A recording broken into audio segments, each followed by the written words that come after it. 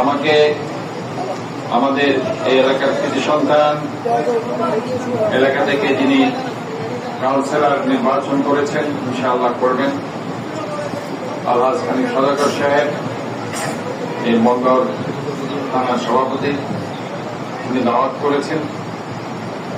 আমি মহান রব্বুল আলামিনের এই যে পবিত্র ঘরে দাঁড়িয়ে আমি যে কিছু কথা বলতে পারছি, সেজন্য মহান রব্বুল আলামিনের দরবারে শুকরিয়া আদায় করছি।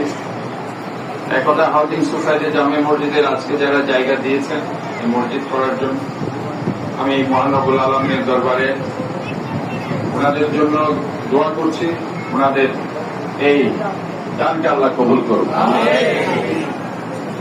বিশেষ করে এখানে অত্যন্ত একজন আলেম, উনি শাইখুল হাদিস